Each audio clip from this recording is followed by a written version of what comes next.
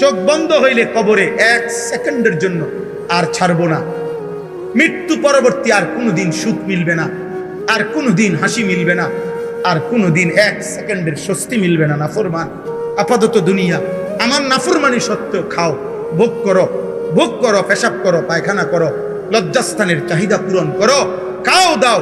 কারণ দুনিয়া আমি আল্লাহর কাছে একটা মাছির ডানার মূল্য নাই। দুনিয়া আমি আল্লাহর কাছে অভিশপ্ত, দুনিয়া আমি আল্লাহর কাছে তামাশা, দুনিয়া আমি আল্লাহর কাছে খেলাধুলা, দুনিয়া আমি আল্লাহর কাছে ফালতু খেলনা, কিচ্ছু না, কিচ্ছু না। এই জন্য আমি কুত্তারেও খাওয়াই, শুকররেও খাওয়াই, বেঈমান রেও খাওয়াই, মুশরিক রেও খাওয়াই। নাস্তিক মুরতাদ যে বলে আমি আল্লাহ বলতে কিছু নাই, ওই বেঈমান রেও আমি দুনিয়া খাওয়াই। কারণ এটা যে কিচ্ছু না, না এই তো আল্লাহ তাআলারে না অস্বীকারী কি আল্লাহ কেন খাওয়ায়? এই জন্য দুনিয়া ভোগ করা কিছুই না, এটা তেমন কিচ্ছু না। কারো দিলে যদি লাগে, কারো বিবেকে যদি অনুভূতি হয়, আল্লাহর দিকে ফেরো, আল্লাহর দিকে ফেরো বাবা, আল্লাহর দিকে ফেরো, আল্লাহর দিকে ফেরো, ইবাদতের দিকে ফেরো। জীবন কাজে লাগাও ভাই।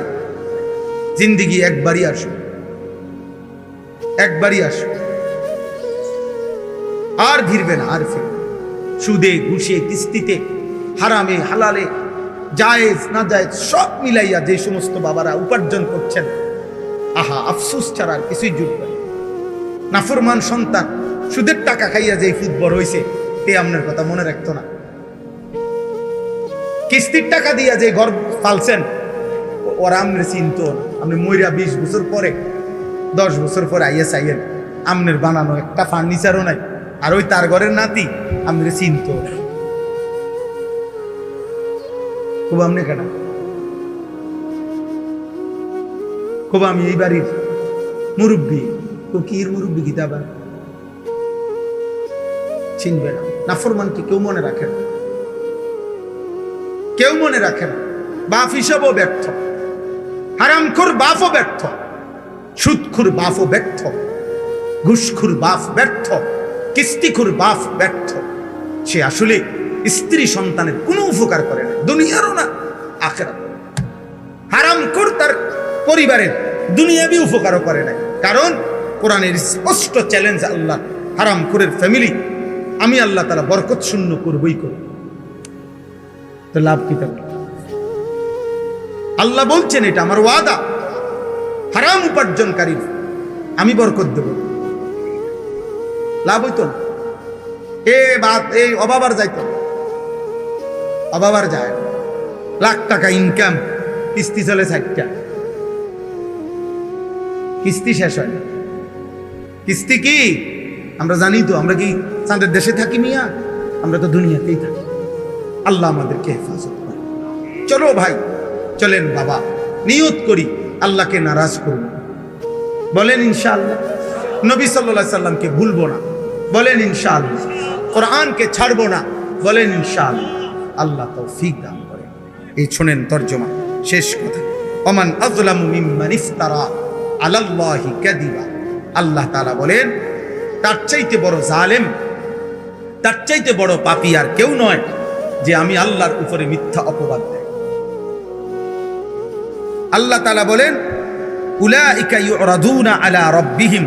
কিয়ামতের দিন ওই নাফরমানকে, ওই পাপীকে, যে আমার কোরআনকে প্রত্যাখ্যান করছে, যে আমার রাসূলকে প্রত্যাখ্যান করছে, যে আমার তাওহীদকে প্রত্যাখ্যান করছে, ওই জালেম আমি আল্লাহ তাআলার সামনে একজন একজন করে আমার সামনে উপস্থিত করা হবে। ওয়ায়াকুলুল আশহাদু, আর আমার পক্ষ থেকে নির্ধারণ করা সাক্ষীরা এই নাফরমানের বিরুদ্ধে সাক্ষী দিবে, হা উলা ইল্লাযীনা কাযাবু আলা রাব্বিহিম। আল্লাহ এটাই আপনার সেই বেঈমান বান্দা যে আপনার প্রত্যেক কথা কাযাবু মিথ্যা মনে করেছে। আমনে কইছেন এদিকে তে গেছে এদিকে। আল্লাহ বলেন আমার সাক্ষীরা একজন একজন করে বলেন। আল্লাহর সাক্ষী মোট 5টা। আল্লাহর সাক্ষী মোট কয়টা? 1 নাম্বার, এই ডান কাদের বাম কাদের ফেরেশতা, এই ফেরেশতা সাক্ষী দিবে মুখ দিয়া। 2 নাম্বার, এই লিখিত আমল নামা, ওই যে যেটা ওনারা লিখছে, মানে ওনারা মুখেও বলবে, আবার লেখাও কি ফাইলও শো করব। এই দ্বিতীয় সাক্ষী হলো কি? আমলনামা। 3 নাম্বার অঙ্গ প্রত্যঙ্গ। প্রত্যেক ব্যক্তির নিজ নিজ অঙ্গ, হাত, পা, চোখ, নাক, কান, এগুলো আল্লাহর সামনে কি দিবে? এই কয়টা হলো? 4 নাম্বার পায়ের নিচের জমি। ইয়াউমাইদিন তুহাদ্দিসু আখবারাহা। 5 নাম্বার স্বয়ং আল্লাহ নিজে। কয়টা হলো? আইনাল মাফার। আল্লাহ বলবে বান্দা এখন পালাবে। শোনো ফেরেশতা কি বলে, দেখো আমলনামায় কি লেখা, দেখো জমিন কি বলতেছে, দেখো তোমার অঙ্গ প্রত্যঙ্গ কি বলে। আমি আল্লাহ তো দেখছি। ওয়াহুয়াস সামিউল আলিম ওয়াহুয়াল খবীর ওয়াহুয়াল বসীর। আমি না বলছি এগুলা যে আমি সব শুনি, আমি সব জানি, আমি সব খবর রাখি, আমি সব দেখি। বা আমি আল্লাহ কি বলে নাই কোরআনে? কথা বলে না, বলে নাই তো? তুই আমার কথা পাত্তা দিলা না কা? এই বেটা, বিষয়টা কি? ঘটনাটা কি? কোরআনুল কারীমে আছে। নাফরমান চিৎকার দেওয়া শুরু করবে, আল্লাহর ফেরেশতাকে আল্লাহ বলবে খুজুহু ফাকুল্লু, ওরে ধর, বাঁধে। ফাকুল্লু অর্থ বাঁধে, ওরা বাঁধে, টাইট করে বাঁধে। ফেরেশতা বলবে আল্লাহ বাঁধ দিছি, এখন কি করব? আল্লাহ বলবেন সুম্মাল জাহিমা সাল্লু, একটা লাথি দিয়ে জাহান্নামে ফেলে দেব। মার লাথি, মার, ফুটবলের মতো লাথি। সুম্মাল জাহিমা সাল্লু, জাহান্নামে ছুঁড়ে মার, দে লাথি দে। কি মনে করছেন আল্লাহকে? বাদ দুগা খাওয়াই দেখে ওরা মনে করছে না আমারে ফিরতো না, আমারে 3 বেলা ভাত খাওয়াই যেই আল্লাহ, আমারে ফিরবো কি না? আপনারে ফিরতো না, আপনারে ললিপপ খাওয়াই, আপনারে কবরে আপেল মালটা খাইতে দিই। আপনি 60 বছর পর্যন্ত বিড়ি খাইতে থাকেন। আপনি 70 বছরের বুড়া চাচা, আপনি অনবিড়ি খান, খান, অসুবিধা নাই, খাইতে থাকেন বিড়ি। আপনার জন্য ফেরেশতা কবরে রাখছে, আপেল মালটা কাটতে রাখছে, গেলে পাই। হ্যাঁ হ্যাঁ, খামখেয়ালি। বয়স্ক মানুষেরও যদি গুনাহ ছাড়ার টাইম না হয়, আর কখন ছাড়বে? বলেন না মিয়া, আর কখন ছাড়বে? তাই 60 বছরও গুনাহ ছাড়ার টাইম হয় নাই? 60 বছরও টেলিভিশন দেখা বন্ধ করার টাইম হয় নাই? 60 বছর বয়সেও মুখের গালি বন্ধ করার টাইম হয় নাই? আফসোসের বিষয়, কষ্ট লাগে মিয়া। বুড়া বুড়া মানুষ বাঁকা হইয়া গেছে, ওমা চা দোকানে বসে চোখ বড় বড় করে রাক্ষসের মতো টেলিভিশন চান। কিরে বেটা, আপনি কিতা চান? আপনাদের শরীরের কোনো টেম্পার নাই? আপনার শরীরের তো কোনো টেম্পার নাই, আপনি কি দেখেন এগুলা? আপনি নর্তকীর নাচ দেখেন কেন? আপনি জোয়ান বেডির নাচ দেখেন কেন? আপনার শরীরে আসেনি কিছু? আশ্চর্য, আফসোসের বিষয়। আখেরাত কেমন বলা হচ্ছে যে 70 বছরও আখেরাত মনে পড়ে না। আর কখন মনে পড়বে রে আব্বা? রাগ হইয়েন না, আমি না বললে বলবে কে? আলেম না বললে বলবে কে? আপনারে মনে করাই দিব কে? কথা বলে না, আপনারে মনে করাই দিব কে? আমরাও শুনতে যাই। আলহামদুলিল্লাহ, আমার শায়েখ আল্লামা মুফতি মুশতাকুন নবী কাসিমি হযরত বয়ান করে, তো আমরা নিচে বসে শুনি। আমাদের শায়েখ ঢালকানগরের শায়েখ আরিফ বিল্লাহ হযরত মাওলানা শাহ আব্দুল মতিন বিন হুসাইন প্রতি মাসে হযরতের খানকায় আমরাও যাই শুনতে। এমন না বিষয় কেবল বলি, না না বাপ, বিশ্বাস করেন, আমরাও আমাদের বড় বড় উলামায়ে কেরামের কথা শুনতে থাকি, পড়তে থাকি। দেখেন আপনি গাড়িতে কিতাব আছে কিনা, সাথে যে খাদেম থাকে তাকে বলেন, জিজ্ঞেস করেন যে উনি পড়ে কিনা, শোনে কিনা। অর্থ হইল আমরা প্রত্যেকেরই সংশোধন দরকার কিনা, বলেন না? আল্লাহ আমাদেরকে বুঝার তৌফিক দান করেন। তো আলা লানাতুল্লাহি আলা যালিমিন, আল্লাহ সমস্ত শুইনা, এই যে সাক্ষীর সব গুনার বর্ণনা শুইনা আল্লাহ বলে, জালেম তোর উপরে আল্লাহর লানত, লানাতুল্লাহ, বেনামাজি তোর উপরে আল্লাহর লানত, নাফরমান তোর উপরে আল্লাহর লানত, হারামখোর তোর উপরে আল্লাহর লানত। তুই জীবনটা কি করলি? তুই হায়াতটা কি করলি বান্দা? আমি তোরে কি না দিছিলাম? আল্লাহ আমাদেরকে মাফ করে দেন। আল্লাযীনা ইয়াসুদ্দুনা আন সাবিলিল্লাহ ওয়া ইয়াবগুনাহা ইওয়াজা। আল্লাহ বলেন আমার এই জালেম নাফরমান বান্দা নিজে তো আমার পথে চলে নাই, তদুপরি যে চলতে চাইছিল এমনও বহু লোককে আমার পথ থেকে বিরত রাখছে। আরে থু যাইতেছেনি নামাজ, বুঝেন নাই কথা? যাইতেছে কেন নাকি নামাজ এরকম শুরু করছো কারণ নতুন নামাজই হয়ে গেছে, এই হইল নি কথা? এমন কই না নাই, কথা বলেন না? হ্যাঁ একেবারে বাপরে এবার একেবারে আজকে আব্দুল কাদের জিলানি হয়ে গেছে। হ্যাঁ বুজুর্গি একেবারে বাপ, তোর চিনি না বেটা তোরে আমি। এই বেটারে বললা একটা কিছু বলিয়া তারে কি করে দিল, নার্ভাস করে দিল। সে ফিরতে চাইছিল কিন্তু ওই শয়তানে তারে কি করে দিল, ফিরাইয়া দিল আল্লাহর পথ। আল্লাহ বলেন ওই জালেমদের উপরে আমার লানত, যে কেউ আমার পথে চলতে চাইলে যাকে বাধা দেয়। ওয়ায়াবগুনাহা ইওয়াজা।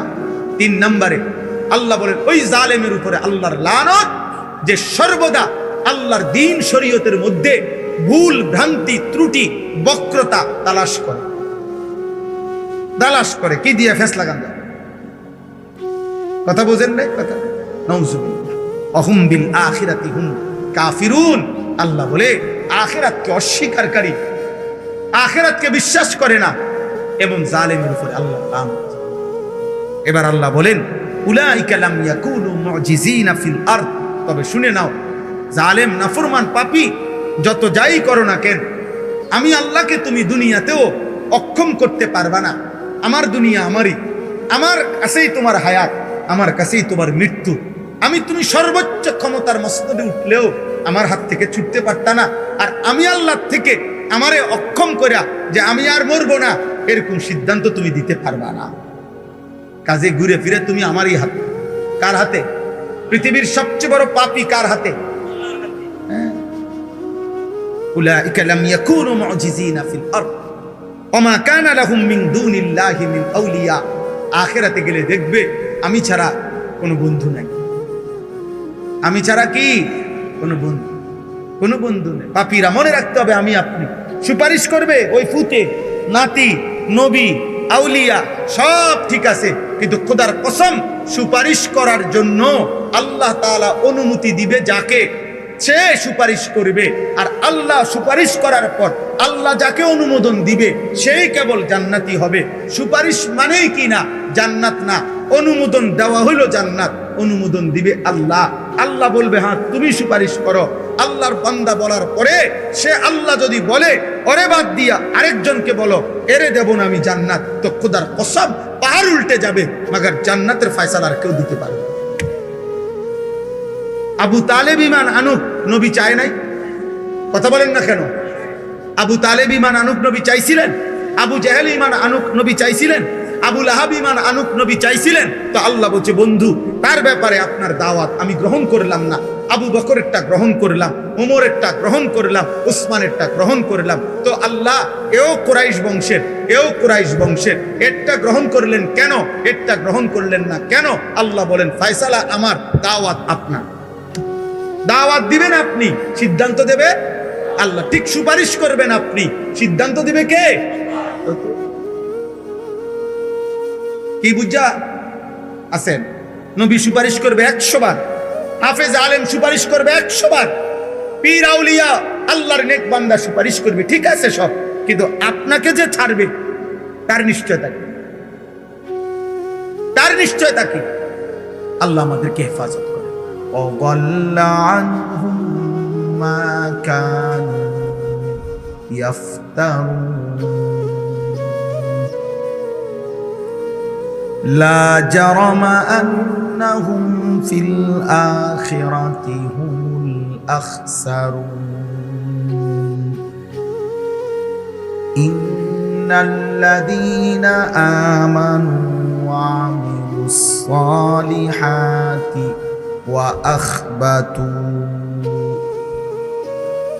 وأخبتوا إلى ربهم أولئك أصحاب الجنة هم فيها خالدون মাসালুল ফারিকাইনি কাল আ'মা ওয়াল আসাম্মি ওয়াল বাসীরি ওয়াস সামি' হাল ইয়াস্তাওয়িয়ানি মাসালা আফালা তাযাক্কারুন। সাদাকাল্লাহু মাওলানা আযীম।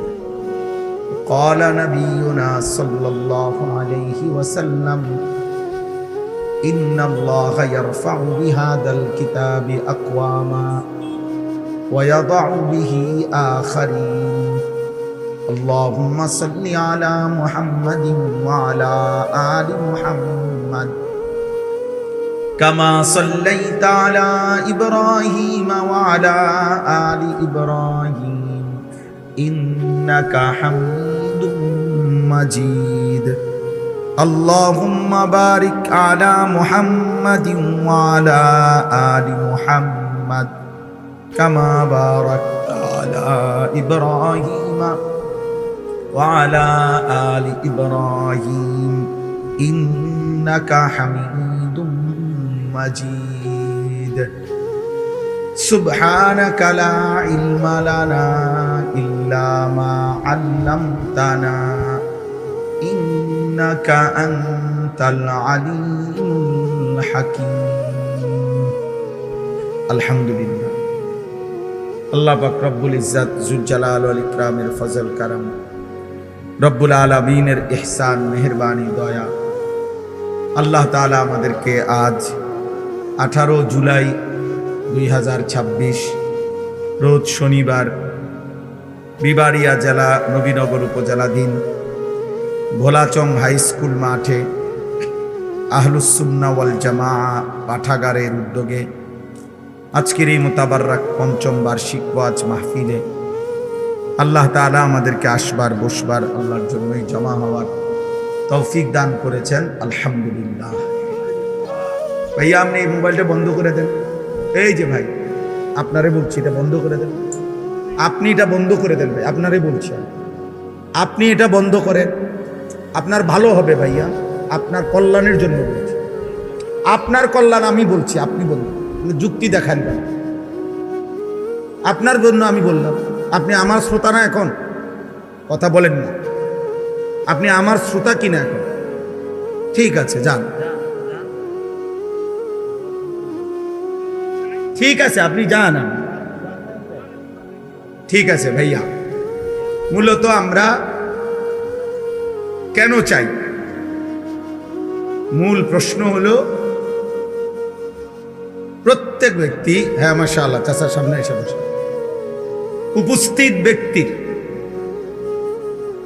উপস্থিত ব্যক্তির ফায়দা হলো সরাসরি শোনা। অর্থাৎ ওরা তো প্রফেশনাল, কিন্তু প্রফেশনাল বুঝেন মানে অর্থাৎ এটা তাদের সর্বসময়ের কি কাজ, এবং ওরা স্ট্যান্ড দিয়ে এরপরে বসে। কিন্তু আমরা যারা উপস্থিত হয়েছি আমরা এটা চেষ্টা করি। এই যে ছেলে পেলে প্রত্যেকের হাতে মোবাইল আছে আমি জানি ব্যক্তিগত, কিন্তু উদ্দেশ্য হলো আমাদের, সেটা আমি সারা বাংলাদেশে বলি যে নগদ শুনবার, চোখের দিকে তাকাইয়া সাংঘাতিক ফায়দা। মানে আপনি 1 লক্ষ ওয়াজ মোবাইলে শোনা, আলেম যেই হোক, আপনার মসজিদের ইমাম সাহেব হোক, সামনাসামনির দিকে তাকাইয়া শোনার মধ্যে বরকত বেশি। আর মোবাইল হাতে ধরে রাখলে এই মনোযোগ হয় না। এই আমি এখানে পড়ছি আপনার ঘরে শোনাবো, এখানেও একটা আয়াত আছে। আল্লাহ তাআলা বলছেন কোরআনের একাধিক জায়গা, আল্লাহ তাআলা বলছে 3 জিনিস একত্র করো। 1 কান, 2 চোখ, 3 দিল। এই 3টি যদি একমুখী করতে পারো, এক মন করতে পারো, একাগ্রতা, তো আল্লাহ তাআলা ওয়াদা দিয়েছেন নিশ্চয়ই আমার কোরআনের মধ্যে তার জন্য উপদেশ রয়েছে। ইন্না ফি যালিকা লাযিকরা লিমান কানা লাহু কলবুন আও আলকাস সামআ ওয়া হুয়া শাহীদ। আল্লাহ তাআলা বলে নিশ্চয়ই এই কোরআনের মধ্যে উপদেশ রয়েছে যার দিল আছে, কান আছে এবং সচক্ষে উপস্থিত আছে। তাহলে কি বোঝা গেল? এই 3 অঙ্গ যখন কেউ একসাথে করে শুনে তাইলে তার হৃদয়ে কথা পৌঁছে, তার অন্তরে কথা পৌঁছে। মানুষ একদিনে পরিবর্তন হয় না, একদিনে কেউ পরিবর্তন হবে না, কিন্তু আল্লাহর কুদরতে, আল্লাহর দয়ায় ঠিক কখন কার পরিবর্তন আমরা কেউ জানি না। এই জন্য ধারাবাহিক মনোযোগ থাকলে আল্লাহর যখন দয়া হয়, মায়া হয়, তো আল্লাহ তাআলা জিন্দেগি বদলায়, জীবন বদলায় দেয়। এতে ফায়দা হয়, এতে উপকার হয়। তাইলে কোরআনুল কারীমের মধ্যে আছে, আল্লাহ তাআলা বলেন, ওয়া ইযা কুরিআল কুরআন ফাসতামিউ লাহু ওয়া আমসিতু লাআল্লাকুম তুরহামুন। যখন কোরআন পড়া হয়, আল্লাহ তাআলা বলেন তোমরা মনোযোগ দিয়ে শোনো এবং চুপ থাকো, মনোযোগ দিয়ে শোনো এবং চুপ থাকো, লাআল্লাকুম তুরহামুন। আল্লাহর ওয়াদা এটা, যখন তোমরা মনোযোগ দিয়ে শুনবা, চুপ থাকবা, অবশ্যই তোমাদের উপরে রহমত বর্ষিত হবে। সুবহানাল্লাহ। রহমত বর্ষিত হবে মানে কি? এই কথার অর্থ কি? তাফসীরে রুহুল মানিতে আছে, আল্লাহ তাআলা বলেন লাআল্লাকুম তুরহামুন, রহমত বর্ষিত হবে। মানে হলো, তাফসীরে লিখছে, আল্লাহ তোমাকে যে কথাগুলো শুনলা, ওই কথাগুলোর উপর আমলের তৌফিক দেবে। মোটা দাগে কম বেশি ওয়াজ, বক্তা বলেন আর শ্রোতা বলেন, আমরা মুসলমান। বক্তা আমরা মুসলমান, আপনারাও মুসলমান, আলহামদুলিল্লাহ। কম বেশি কথা মৌলিক ইসলামের সবাই আমরা জানি। 5 ওয়াক্ত নামাজ ফরজ, এটা আমি আজকে নতুন করে বলতে হবে আপনাকে, কথা বলেন না। সুদ খাওয়া হারাম, এটা আপনাকে আমি আজকে নতুন করে বলতে হবে, আপনি আর শুনেন নাই। তাইলে মোটা দাগের শরীয়তের বিধান, হালাল হারাম, মৌলিক বিধানগুলো, সূক্ষ্মগুলো ওলামায়ে কেরাম জানে, তো মোটা বিধানগুলো সবাই জানে। তাহলে সবাই আমরা কম বেশি জানি, কিন্তু এই ওয়াজের মাকসাদ কি, ওয়াজের অর্থ কি? তাই প্রত্যেক জুমার নামাজে বয়ানের প্রয়োজন কি? তাই আপনারা তো একবার কইয়াই দিছি, নামাজ 5 ওয়াক্ত ফরজ, আর বলার দরকার কি? আল্লাহ তাআলা কোরআনুল কারীমের মধ্যে বলছেন, হে নবী, আপনি আমার কথা বারবার বলেন, বারবার বলেন, বারবার বলেন, বারবার বলেন, বারবার বলেন। কেন?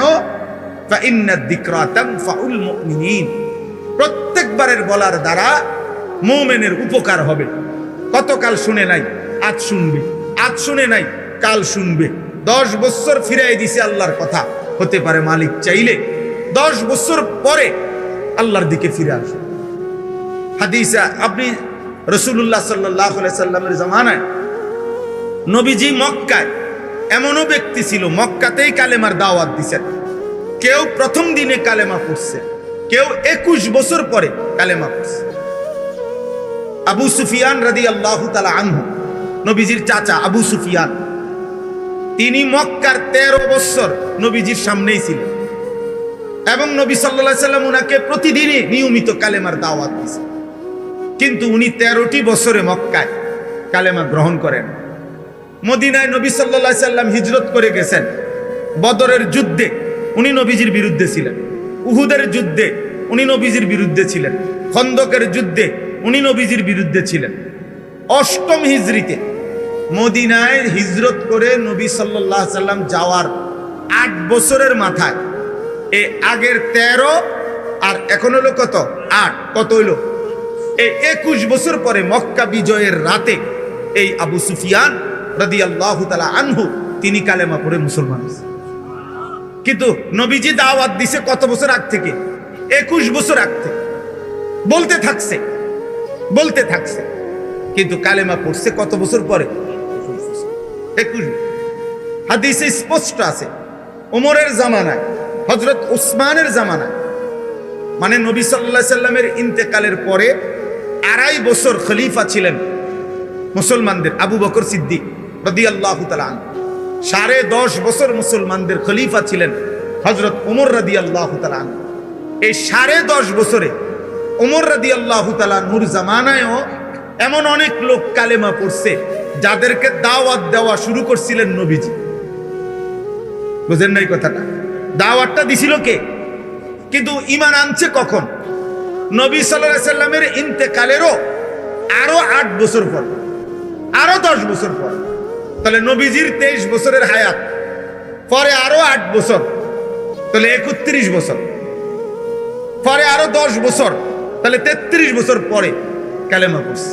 বৃদ্ধ লোক বলছে, ওমর, আমি মুহাম্মদের কাছ থেকেই দাওয়াত পাইছিলাম, কিন্তু আমি শুনতেছিলাম, দেখতেছি মুহাম্মদের সমস্ত ভবিষ্যৎবাণীগুলো দুনিয়ার মুসলমানদের বিজয়ের, ও ভাই মোবাইল এটা নামান, তো সবগুলো বিজয়ের, সবগুলো ঘটনা একটা একটা করে বাস্তবে ফলছে।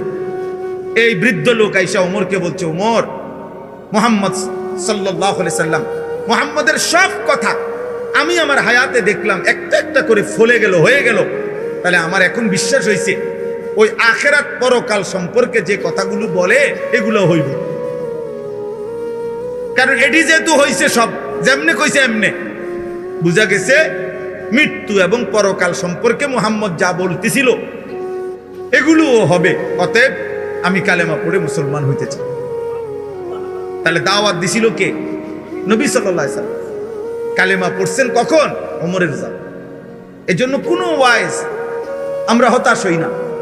আমারও যদি আপনি এখন বলেন, আমি আজকে 22 বছর আলহামদুলিল্লাহ আল্লাহর দয়ায়, এই অল্প বেশি ওয়াজের বয়স 22 বছর, কারণ আমারে আপনি যদি বলেন আমি 22 বছরে কয়জন হেদায়েত হয়েছে, তো এটা নিয়ে আমার দায়িত্ব। এই কয়জন হয়েছে নাম লিস্টি করা আমার দায়িত্ব। কয়জন বদলাইছে না প্রত্যাখ্যান করছে এটা আমার জিম্মাদারি না, এটা আমার জিম্মাদারি। আমার জিম্মাদারি বলা, বারবার বলা, বলতে থাকা। এটাই আল্লাহর আদেশ, এটাই নবীগণের প্রতি আল্লাহ তাআলার আদেশ, এটাই আমাদের নবী সাল্লাল্লাহু আলাইহি সাল্লামের প্রতি আল্লাহর আদেশ, এটাই উম্মতে মুহাম্মদীর উপরে আল্লাহর আদেশ। কোরআনুল কারীমের মধ্যে আছে, আল্লাহ তাআলা বলছেন, এই আমি যেই সূরাটা পড়ছি, এই সূরাটা হলো 12 নম্বর পারা, 11 নম্বর সূরা, সূরা হুদ। এই সূরার 18 নম্বর আয়াত থেকে 24 নম্বর আয়াত, 18, 19, 20, 21, 22, 23, 24, মোট 7টা আয়াত আমি তেলাওয়াত করছি।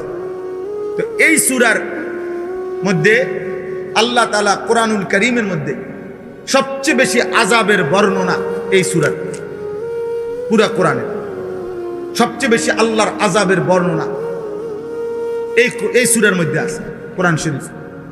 এই জন্য নবী সাল্লাল্লাহু আলাইহি ওয়াসাল্লাম তাফসীরের মধ্যে আছে, এই সূরা নাজিল হওয়ার কিছুদিন পরেই সর্বপ্রথম নবীজির পবিত্র দাড়ি মুবারকের কয়েকটা চুল সাদা হয়ে গেছে, বৃদ্ধের লক্ষণ। তো আবু বকর সিদ্দিক রাদিয়াল্লাহু তাআলা আনহু বললেন, ইয়া রাসূলুল্লাহ কদ শাইয়াবতা, আপনি দেখি বুড়ো হয়ে যাচ্ছেন, আপনার দাড়ি পাকা শুরু হয়ে গেছে।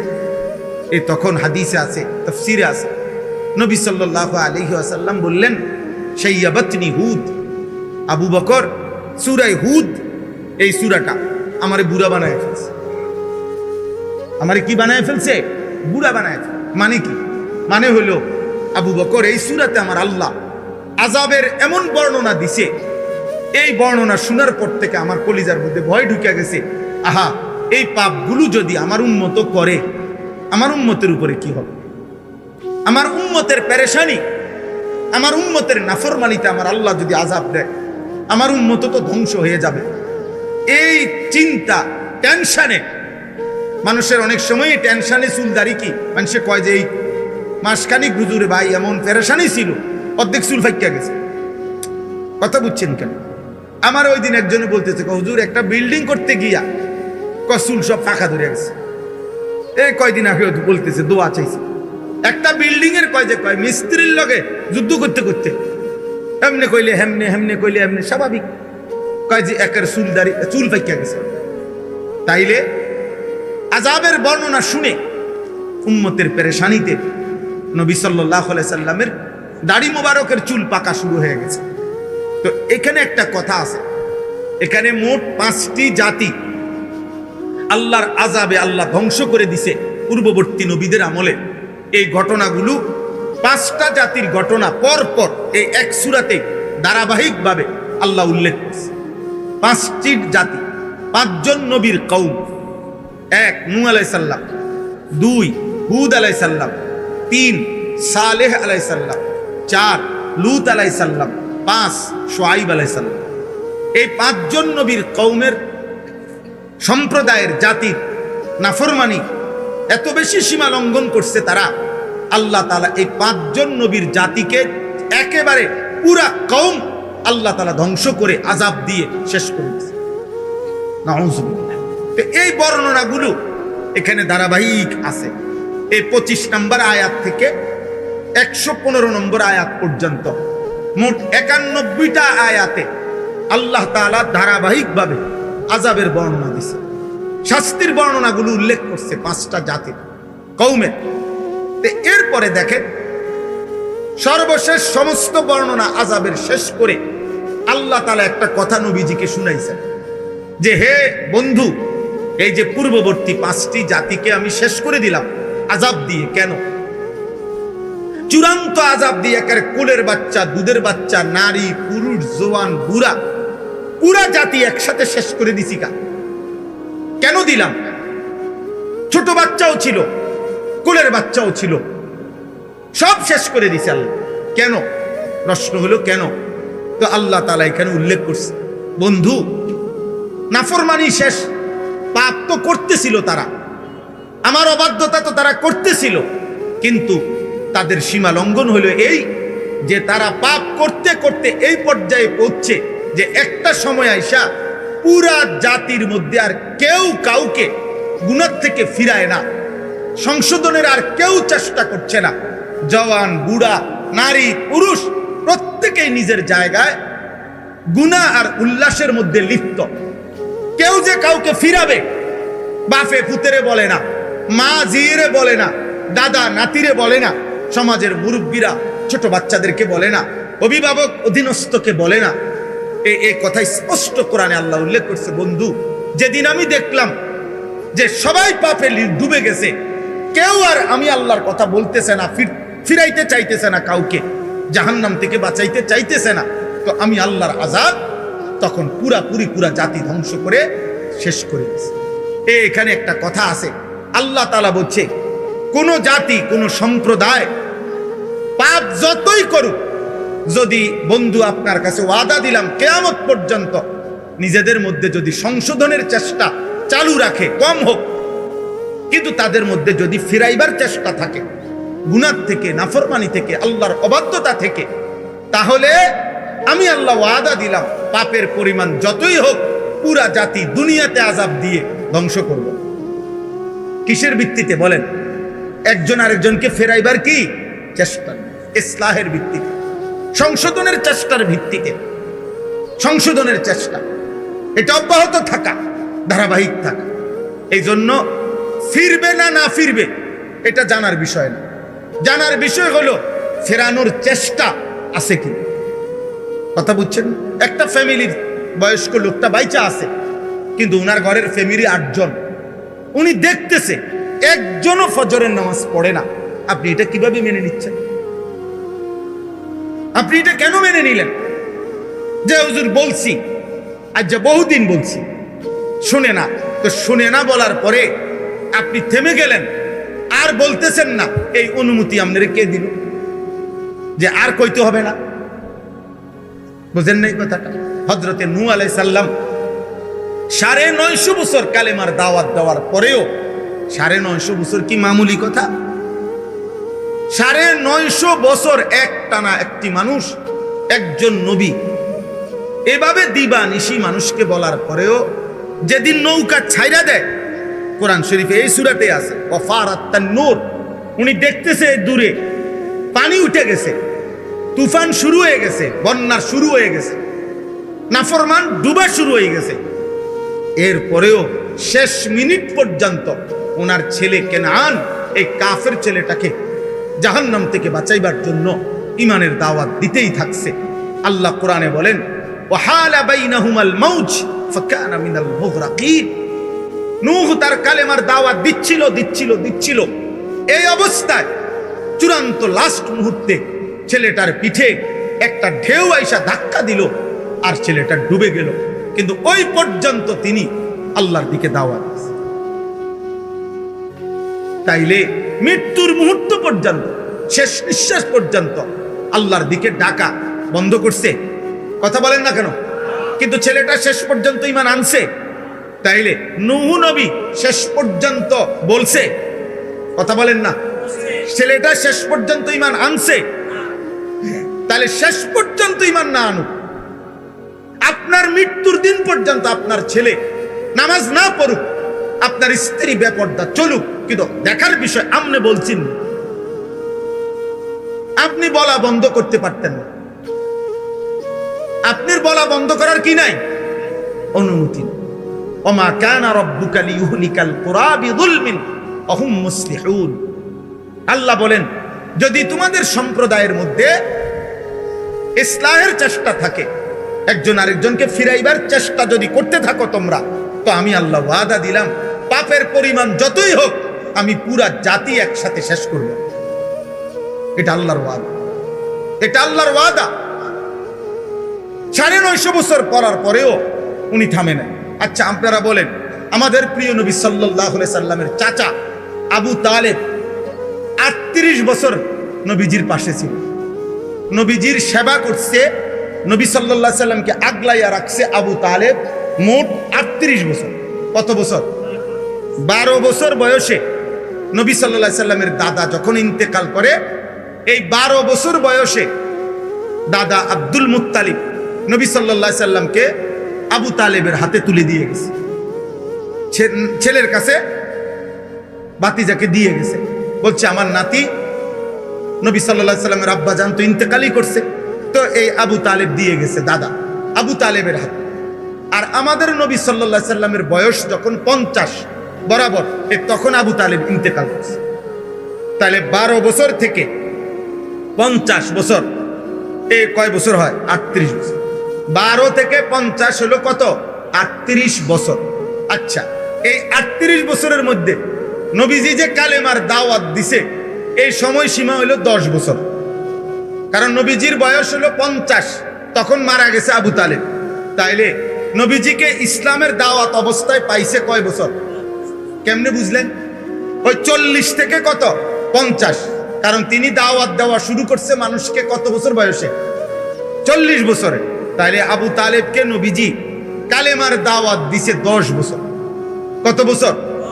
একটানা 10টি বছর বলার পরেও বুখারী শরীফের রওয়ায়াত একেবারে স্পষ্ট, লাম্মা হাদারাতিল ওয়াফাত, আবু তালেবের যখন মৃত্যুর মুখে মুমূর্ষ, শেষ নিঃশ্বাস যাবে, এই সেকেন্ড পর্যন্ত খোদার কসম আল্লাহর নবী সাল্লাল্লাহু আলাইহি সাল্লাম উনাকে কালেমার দাওয়াত দিয়েছে। কুল লা ইলাহা ইল্লাল্লাহ কালিমাতান আশহাদু লাকা বিহা ইনদাল্লাহ।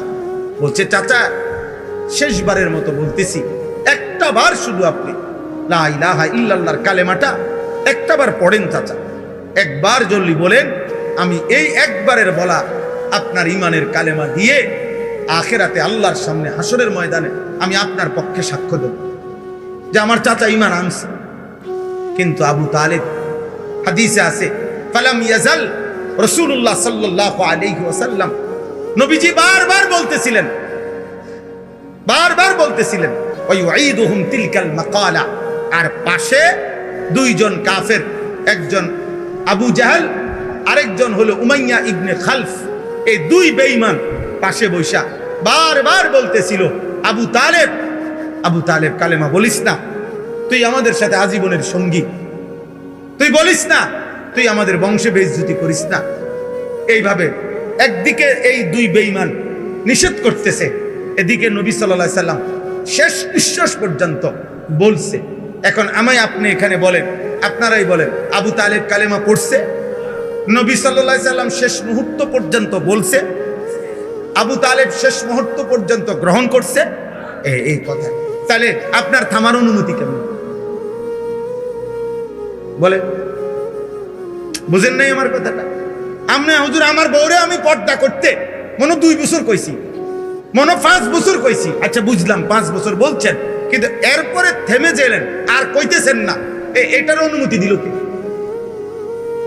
আমার ফোলাডারে হুজুর আমি মনে 50,000 বার বলছি নামাজ পড়তে, হুজুর পড়ে না। আচ্ছা ধরে নিলাম 50,000 বারই বলছেন, কিন্তু 50,000 বারের পরে আর বলতে হবে না, এই ফয়সালা নিলেন কেমন? বুঝেন নাই কথাটা? এই সিদ্ধান্ত নিলেন কিভাবে? আমি কই কোরআন সুন্নাহর মধ্যে তো আপনার জন্য এমন কোনো অনুমতি নাই যে তুমি 10 বার বলিয়া 10 বছর বলার পরে আর বলতে হবে না, 11 বছর বলার পরে আর বলতে হবে না, 1 লক্ষ বার বলিয়া সারলে এরপরে আর বলবা না, এমন অনুমতি আছে? তো নবী সাল্লাল্লাহু আলাইহি ওয়াসাল্লাম হযরতে জিবরাইল সামনে দাঁড়িয়ে, মালাকুল মউত আজরাইল সামনে দাঁড়িয়ে, এই দুইজন ফেরেশতা শেষ মুহূর্তে আল্লাহর নবী সাল্লাল্লাহু আলাইহি সাল্লাম যখন রূহ মুবারক জান কবজ করবে, এই সময় আম্মা জান আয়েশা নবীর স্ত্রীর বুকে মাথা রাখা অবস্থায় নবীজি ছিলেন। এই সময় নবী সাল্লাল্লাহু আলাইহি সাল্লামের রূহ মুবারক কবজ করছে। তো এই সময় নবীজি বললেন, আয়েশা আমি চলে যাচ্ছি আমার আল্লাহর কাছে, তবে যাওয়ার মুহূর্তে আমার উম্মতের জন্য আমার আখিরি ওসিয়ত আমি তোমার মাধ্যমে বলে গেলাম, আসসালাত আসসালাত আসসালাত। আমার উম্মতকে শেষবারের মতো বইল যে তোমাদের নবী শেষবারের মতো বলে গেছে, নামাজ নামাজ নামাজ। তাহলে নবী সাল্লাল্লাহু আলাইহি ওয়াসাল্লাম উম্মতকে বলা বন্ধ করে দিছে কোন দিন? ইন্তেকালের 3 মাস আগে। কথাটা থেমে গেছে তিনি, তাহলে আপনি থামলেন কেন? আপনি কেমনে বললেন এই অজাতে আর মানুষ হইতো না? আপনি বলেন, আপনি কেমনে বুঝে ফেললেন যে এই সমাজের ছেলেরা বদলাবে না? আপনি কেমনে বুঝলেন? এই পৃথিবীতে 100 খুনের আসামি, 100 খুনের ডাকাত, সে আল্লাহর ওলি হয় নাই? এই পৃথিবীতে বেশ্যা নারী, সে আল্লাহর ওলি হয় নাই? তো আপনার ফুট কি এত খারাপ হয়ে গেছে? ভাইকে 100 মার্ডার করে ফেলছে, বলেন 24 ঘন্টা মদের আড্ডায় থাকতো, মদের আড্ডায়। এমন আল্লাহর বান্দা, আল্লাহর প্রিয় বান্দা এমনও ছিল, কিতাবে আছে, শুধুমাত্র জীবনে একদিন চলার পথে এই মদ খাওয়া মাতাল অবস্থায় একটি পাতার মধ্যে, কাগজের মধ্যে বিসমিল্লাহির রহমানির রহিম লেখা একটা কাগজের টুকরা পড়েছিল। ওই সময় এটা তুলে নিয়া এটারে পরিষ্কার করে মুছা ঘরের উঁচু জায়গার মধ্যে নিয়ে রাখছে, একটা হেফাজত করছে এই কাগজটা। আল্লাহ তাআলা এই বরকতে উনার তওবা নসিব করে উনার জামানার আউলিয়া বানায় ফেলছে।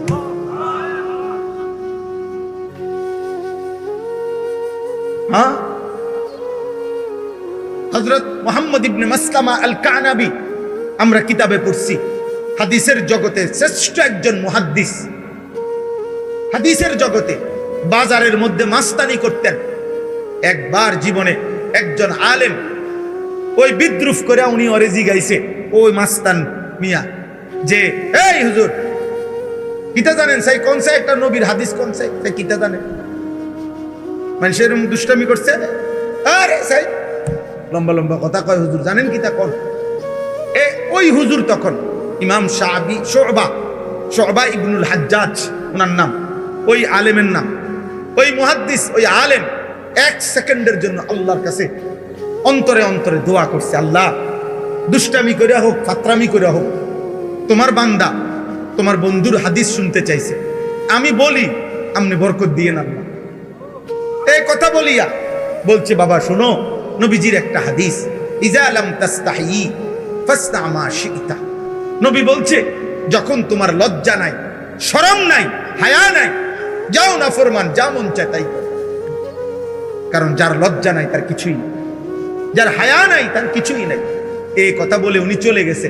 ওই হুজুর, এই যুবক আমরা কিতাবে পড়ছি, ওনার সাঙ্গপাঙ্গ নিয়া এই সময় এখানেই বসে গেছে। বসে যাওয়ার পরে ওনার সাথের ছেলেরা বলতেছে, উস্তাদ উঠতেন না? হয়তো মাস্তান উঠতেন না?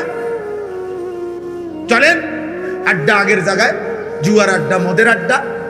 তখন এই মুহাম্মদ ইবনে মাসলামা আল কানাবী, এই যুবক, এই সর্দার, সে বসে বলতেছে, শোন বেটা, কি বলছি বুঝছো হুজুরে? বলছে, হ্যাঁ শুনছি তো, কি বলছি?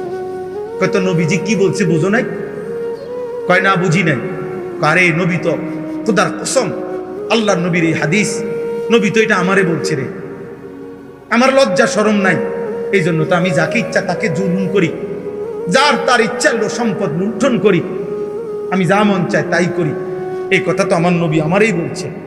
শর্তরা এই সব সরাই দিয়া বলছে, যা জীবনের পরে ছেড়ে দিলাম। এই হুজুরের কাছে গিয়ে হাদিসের দর্শে বসছে।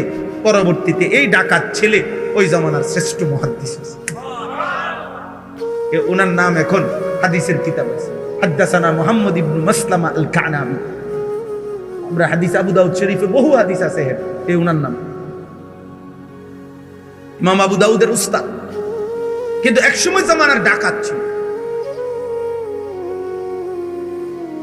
তাইলে সংশোধনের সম্ভাবনা আপনি আমি সিদ্ধান্ত দিতে পারেন না, মানে আপনি আমি এ কথা বলার অধিকার নাই, আর হইতো না। বুঝেন নাই এমনি কথাটা? আল্লাহ তাআলা হাদিসে আছে, নবীজি বলছেন 90 বছরের বুড়া, 90 বছরের বুড়া কোনো দিন রাত গভীরে যদি 90 বছরের নাফরমান বুড়াও যদি গভীর রাতে একাকী চোখের পানি ফেলে পিছনের জিন্দিগির গুনাহ ছেড়ে দিয়ে আল্লাহর কাছে কায়মন বাক্যে তওবা করে মাফ চায়, নবীকে আল্লাহ ওয়াদা দিছে, বন্ধু 3টা শর্ত যদি আমি পাই, 1 গুনাহ ছেড়ে দিছে, 2 আর করবে না ওয়াদা দিছে, 3 লজ্জিত আর অনুতপ্ত হয়ে আমার কাছে মাফ চাইছে। বন্ধু আমি খোদার কসম, আমি আল্লাহর জাতের কসম, আমি 90 বছরের টানা গুনাহ নাফরমান আমি তারও মাফ করব। শর্ত হইল এই 3টা হইতে হবে, সে গুনাহ ছেড়ে দিতে হবে, আর করবে না, ওয়াদা দিতে হবে, লজ্জিত হয়ে আমার কাছে মাফ চাইতে। তাহলে যে মালিক 90 বছরের গুনাহ মাফ করে দিতে প্রস্তুত আছে, সেই মালিকের থেকে আপনি কাউকে নিরাশ করে দিবেন কেন? বুঝেন নাই কথা? আপনি তাকে না তারে দিয়ে আর হইতো না, কিতা হইতো না, আপনি কেমনে বুঝলেন? আপনি কেমনে বুঝলেন তারে দিয়ে হইতো না? এই ব্যাটারি দিয়ে হইতো না কেন? এই জন্য আমি আজকেও বুঝাইছি এক ভাইকে, যে ভাইয়া সবার আগে মনে রাখবেন, আপনি এই মহিলারে বদলাইয়া যে মহিলা নিবেন ওইটাও মহিলাই। এই জন্য প্রত্যেক পুরুষের বাবা, আমি প্রসঙ্গক্রমে বলতেছি, স্ত্রীর যেই কোনো রকমের অন্যায় আচরণে আপনার যত পেরেশানি হোক, সমাধান প্রথমেই আপনি তালাকের কাছে যাইয়েন না। সমাধান আপনি কইয়া লাইয়েন না 1 তালাক 2 তালাক, এই সমাধানে যাইয়েন না। আপনি সংশোধনের যত চেষ্টা কোরআনে আছে, রসুলের হাদিসে আছে, উলামায়ে কেরামের কিতাবে আছে, আপনি আবার বুঝেন, আবার বুঝেন, আবার বুঝেন, আলেমে দিন থেকে বুঝতে চেষ্টা করেন, বুঝতে চেষ্টা করেন। কিন্তু আগে কেউ বুঝতে চায় না, সবাই বুঝতে আসে দিয়ে সেরে। বুঝেন না আপনি কথাটা? 3 তালাক না 30টা দিয়া, এক লগে কতক্ষণ তালাক দিয়া এরপরে আইয়ে বুঝতে। এখন কি করা হবে? এখন কি করা? এখন বয়ে বয়ে বন খাইবেন? বুঝেন? অন চা দিয়ে ভিজাইয়া বন খাইবেন? তালাক তো দিছে নেই, সারছে তো, আর কি? মাথা ঠিক ছিল না, এত বড় মিথ্যাবাদী, মাথা ঠিক ছিল না। মানুষের পাগল যারা, পাবনা যারা পাগল, যার মাথা ঠিক নাই, তে বুঝি হেনে বইয়ে বইয়ে 1 তালাক 2 তালাক কর। তো তাহলে মাথা ঠিক ছিল না কি তা বলে? এটা কোনো যুক্তি হইল? আপনি বুঝেন নাই এটা? আপনি বুঝেন না মহিলারে 1 তালাক 2 তালাক 3 তালাক বললে মহিলার তালাক হয়? আপনি এটা জানেন না, বুঝি না জানলে আপনি এটা কইছেন কেমনে? বুঝেন না আপনি কথাটা? এটা মিথ্যা কথা না? আপনি বলে হে গোটা বলে মাথা ঠিক আছে। কি মাথা ঠিক আছে? মাথা আগের চাইতে বেশি ঠিক আছে। এই জন্যই তো তুমি এটা বলছো। এটা বললেই তো তুমি বুঝো যে এটা দিয়ে বেডির সাথে বিচ্ছিন্ন হইতে হয়, নাহলে এটা বললা কেন? এই জন্য আমি উদাহরণ দিলাম। হ্যাঁ, অপরাধ আছে চলার পথে, নারী পুরুষের, স্বামী স্ত্রীর কারো না কারো পক্ষের বাড়াবাড়ি হইতেই পারে, কিন্তু সমাধানে কেন প্রথমে? কত আমি এই সেদিনও কিছুদিন আগে, আহা এটা বলাও তো লজ্জার বিষয়, সেই ছেলে বলতেছে কাইন্দা আমারে জড়ায় ধরে, হুজুর আমি নিজ কানে শুনছি, হুজুর আমার মা, আমার আব্বা আমার মারে তালাক দিছে, কাজ্জা করে ঝগড়া করে, কিন্তু এখন মা বাবা নিজের আবার আগের মতোই থাকতেছে, কেউ রে বলেও না, হেরা হেরা আবার মিল্লা গেছে।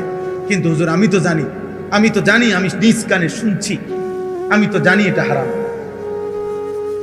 তাহলে আপনি এই সমাজ আনলো না, কিন্তু আসমানওয়ালা কথা বলেন না, আল্লাহ জানে না? আল্লাহকে ফাঁকি দিবেন কেন? আখিরাত বরবাদ করে ফেললেন কেন? বলার আগে ভাবলেন না কেন? ইসলামের মধ্যে একাধিক পন্থা আছে, অসংখ্য ব্যবস্থাপনা কোরআনুল কারীমের মধ্যে আছে। সূরা নিসা পুরাটা কোরআনুল কারীমে মহিলাদের সংক্রান্ত একটা পূর্ণাঙ্গ সূরা আছে, সূরা নিসা। এই নিসা শব্দের অর্থই নারীগণ। কোরআন শরীফে পুরুষগণ এই নামে কোনো সূরা নাই, কিন্তু নারীর নামে সূরা আছে। পুরুষের নামে কোনো সূরা নাই, মানে পুরুষগণ এ কথা নামে নাই, কিন্তু নারীগণ বহু বচন এই নামে সূরা আছে। এই সূরার মধ্যে আল্লাহ তাআলা একাধিক ব্যবস্থাপনা, স্বামী স্ত্রীর দ্বন্দ্ব হইলে, ঝগড়াঝাটি হইলে কি করা উচিত এর ব্যাপারে অসংখ্য দিক নির্দেশনা আল্লাহ তাআলা উল্লেখ করছে। আপনি তো দিনই মানেন না, আপনি তো মনে করছেন বন, বিড়ি, সিগারেট, চা দোকান আর উপার্জন, বাজার করবো আমি, দোয়ানদারি করবো আমি, পয়সা কামামু আমি, আর তুই বেড়ি আমার কথা মতোই চলতে হবে, আমি যেটা কই দেয় না। না, তারও আপনি ছাড় দেন, সেও আপনাকে ছাড় দিবে। দুইজনে মিলে মিশে আপনি আরো একাধিক ব্যবস্থাপনা কি হতে পারে এটা চেষ্টা করেন। একাধিক, আপনি তো এর বদলাইয়া যে বেডিরে বিয়ে করবেন, এটা তো বেডিয়ে, ওটা প্লাস্টিক না তো। কথা বোঝেন নাই আপনি? আরেকজন যে বিয়ে করবেন সেটা মহিলা না, কথা বলে না, ওইটা মহিলা কিনা, তো তো এই আচরণ যে ওই মহিলার মধ্যে হবে না, অথবা তার মধ্যে আরো বেশি পরিমাণে হবে, আপনি তখন কি করবেন? আপনি কয়টা বদলাইবেন? কয়জন বদলাইবেন? বলেন। এটা বললে কইবেন যে হুজুরে মহিলা করলে পক্ষে বেশি কইছে। না না, বেশি বলার উদ্দেশ্য আমি বুঝাইতে চাচ্ছি, আমরা বুঝাইতে চাচ্ছি যে সংশোধনের চেষ্টা, সংশোধনের কি চেষ্টা, এটা ইসলামী শরীয়তের আল্লাহর বিধান। আল্লাহর বিধান, আল্লাহর বিধান, আল্লাহর বিধান।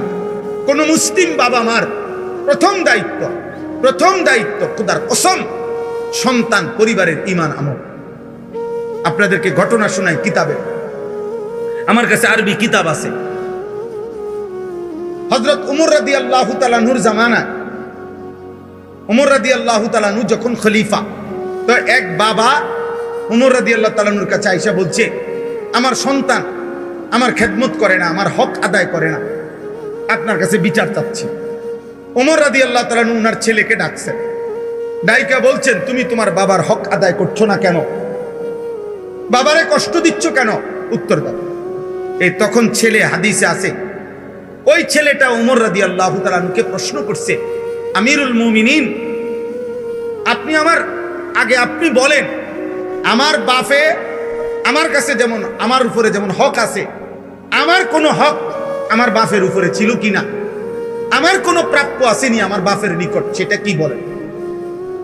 হাদিসে স্পষ্ট আছে। হযরত উমর বলছে, হ্যাঁ, তুমি আর তোমারও 3টা হক আছে তোমার বাবার নিকটে, তোমার বাবার যেরকম হক আছে তোমার নিকটে, তোমারও 3টা হক আছে তোমার বাবার নিকটে। তো ওই ছেলেটা বলল, সেগুলা কি বলে?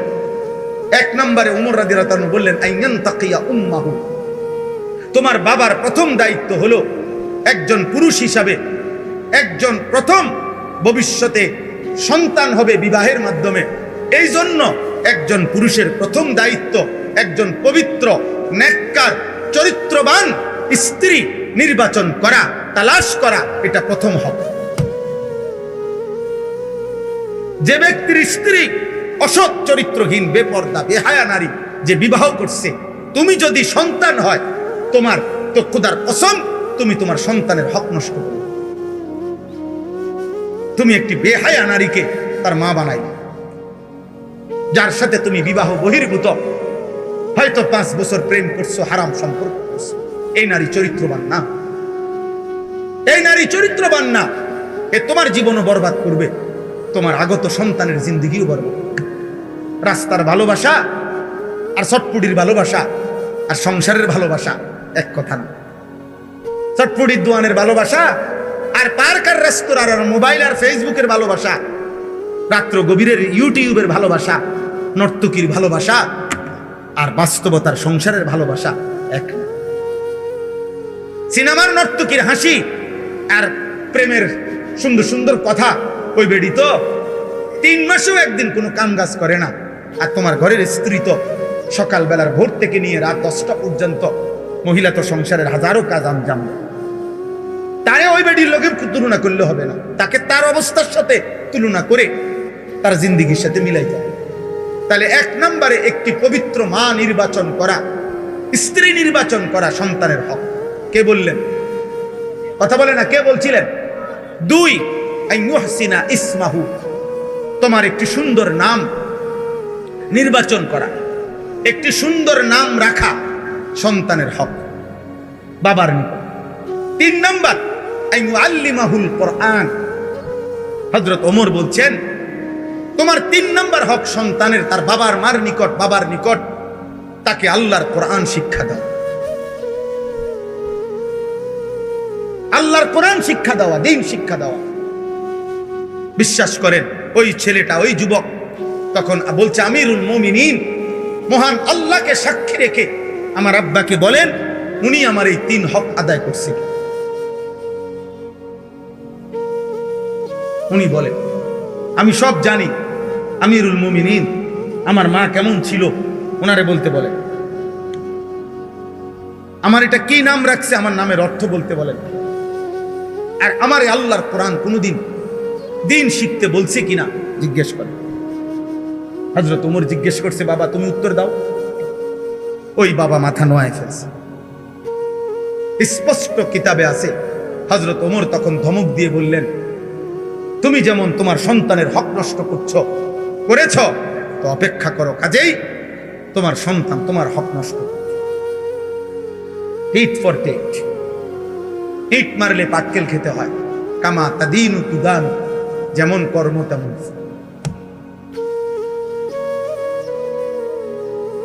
এটা জরুরি।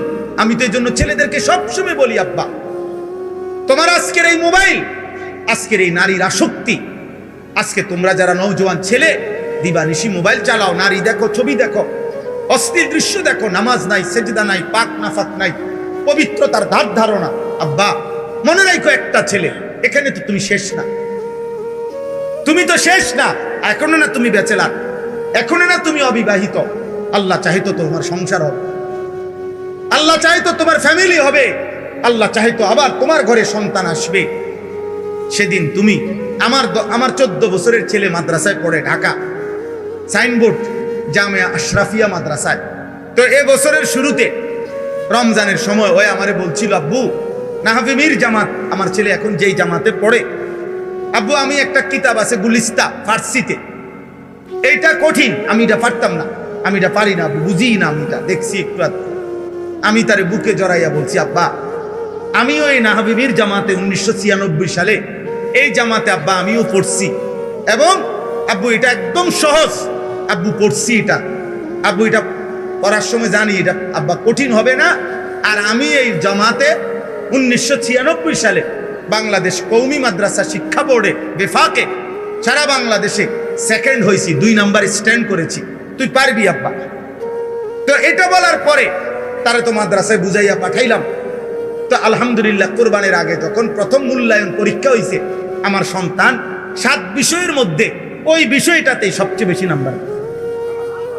তো আমার বলার উদ্দেশ্য কি, এটা কি বুঝাইতে চাই, তোমাদের ছেলেদেরকে বুঝাইতে চাই আব্বা আমি আমার ছেলেটাকে আমার ছাত্র জীবনের 96 সালের ঘটনা বলে উৎসাহিত করছি আমার ছেলেকে।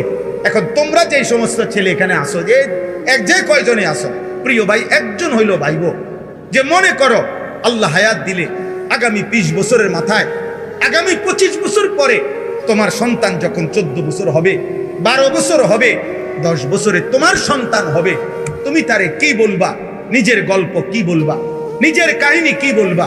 তুমি নিশ্চয়ই এটাই বলবা যে বাবা আমি তোর সেই বাপ, 16 বছর বয়সে আমি বাপ, তোর সেই বাপ, আমি যখন 16 বছর বয়সী ছিলাম সারা রাত মোবাইলে উলঙ্গ ছবি দেখতাম, নর্তকীর নাচ দেখতাম।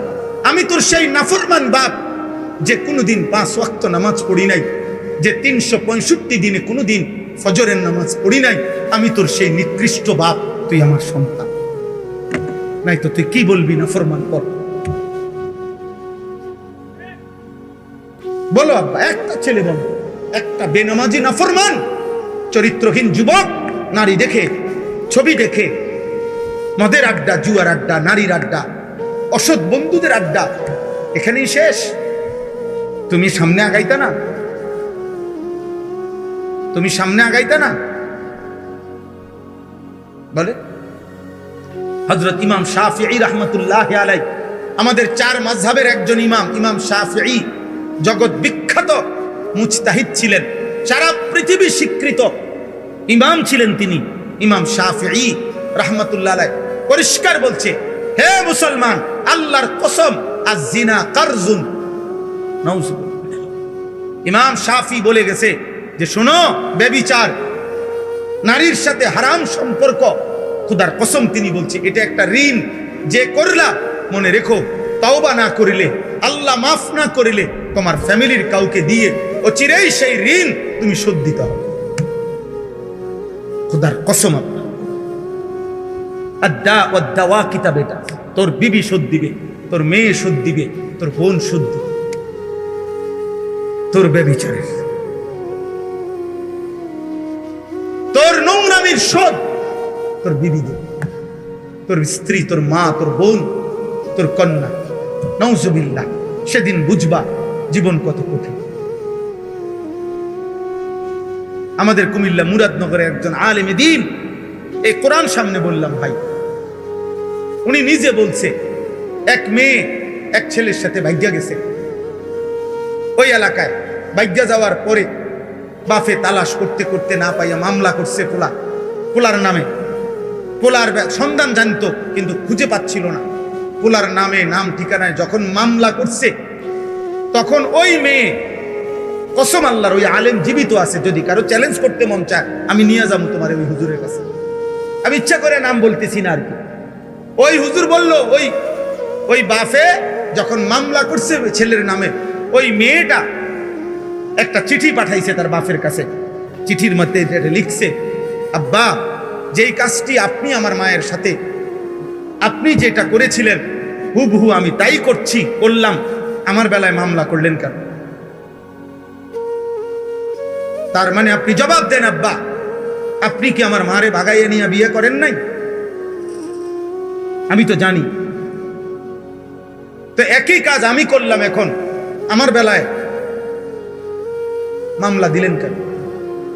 ওই বাবা কসম আল্লাহর ওই আলেমের কাছে আইলে চিঠি দেখাইয়া অজরে বাচ্চার মতো কাঁদছে যে হুজুর এখন আমি কি বলবো, আমি আমার মেয়েরে ফিরাই আনমু কেমনে? আমার মেয়ে তো কোনোভাবেই বুঝাই যায়, সেটাই বুঝাচ্ছে যে বাবা আমি ইচ্ছা করে গেছি, তোমার কি এখানে? কিন্তু সে তো আমার নিজের ইজ্জতের উপরে, অস্তিত্বের উপরে কি দিল? আর কিছু বলার আছে? ওরা কথা বলেন না কেন? এই জন্য দোস্ত আমার, প্রিয় ভাই আমার, আমি এটাই চাইছিলাম, আমরা এটাই চাই প্রতিদিন। আমার কষ্ট হয়, ওই ভাই রাগ করছে, রাগ করুক, কোনো অসুবিধা নাই, কিন্তু এই স্ট্যান্ড আর হাতে ধরা মোবাইল এক কথা না। এই যে দেখেন আপনাদের এখন মনোযোগ, প্রত্যেকের কম বেশ আমাদের দিকে আন্তরিকভাবে একটা মনোযোগ আছে।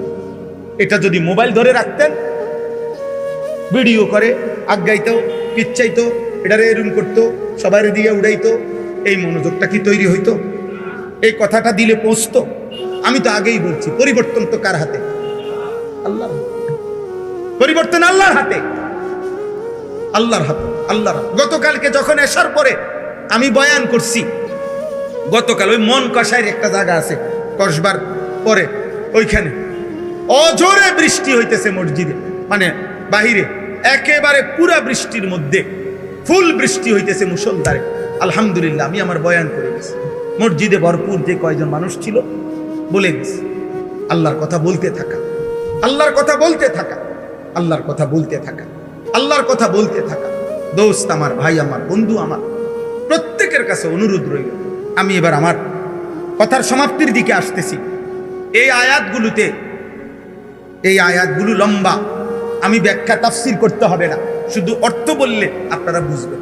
একটা কথাই শুধু আল্লাহ এই আয়াতগুলোতে বলছে, এই 7টা আয়াতে আল্লাহ বলছে, বান্দা, কোরআন আমি পাঠাইছি, রসুল আমি পাঠাইছি, আর তাওহীদ ঈমানের কালেমা আমি দিয়েছি, তোমরা কোনোভাবে আমার তাওহীদকে অবজ্ঞা করো না, আমার রসুলকে অবজ্ঞা করো না, আমার কোরআনকে অবজ্ঞা করো না।